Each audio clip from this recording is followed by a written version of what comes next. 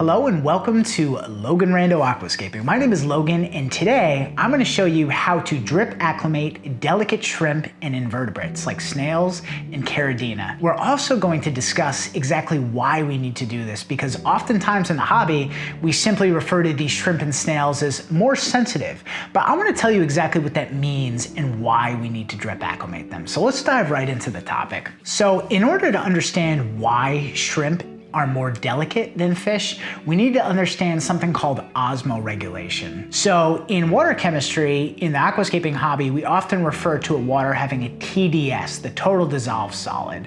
So unless you're using RO water or distilled water, water is never just pure H2O. It has dissolved minerals in it, usually calcium, magnesium, and maybe some other trace minerals. So when you expose a shrimp to water conditions where the TDS is drastically different, that's not good because it shocks the shrimp's anatomy and it's not able to respond. So with osmosis, which is the movement of water from one concentration to another, the water always moves from a lower concentration of minerals to a higher concentration of minerals. Water seeks to dilute. So in order to further understand this, let's use an example. So let's say that you have shrimp you're keeping at TDS 120, which is pretty typical for Caridina shrimp, maybe even some Neocaridina if you're keeping things on the softer side. And then you do a huge water change and you pour in new water that's at TDS 500. This is a big shock because the water is going to move from a lower concentration of TDS and salts to a higher concentration of TDS and salts.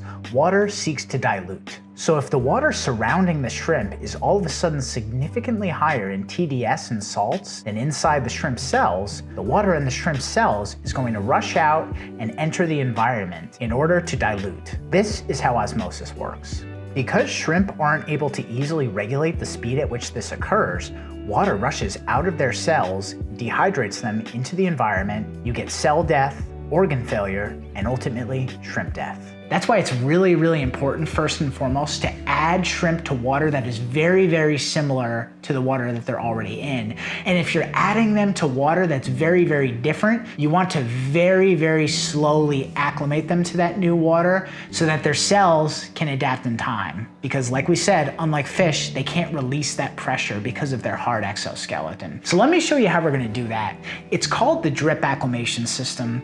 And the simplest and easiest way to do it is with some Airline hose. As I was setting up my drip acclimation system, I just floated the bags from the pet store into the tank so that they could sort of environmentally reach a temperature that was a little bit closer to the tank's temperature. Next, I set up the drip acclimation system. Now, once you have your Airline hose, it's simply a matter of connecting the top of the hose to the top of the tank and running it down into the bowl or container that the shrimp are setting in.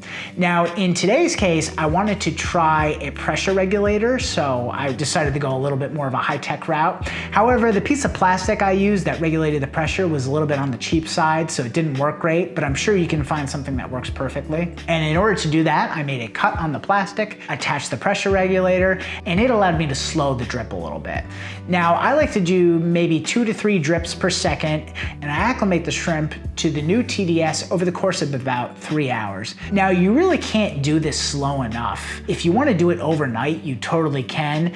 In my case, the shrimp were coming from a TDS that was about 200, and they were going into a TDS of about 140, so it wasn't a drastic difference, but that being said, I acclimated them over the course of about 4 hours, very slowly, which was good. So once they're acclimated, you are going to want to scoop them into the tank very gently and carefully. And once they're all in, it's a good idea to really observe them and make sure that they're not flying around or completely motionless and that they look healthy and curious and are interested in grazing on the algae.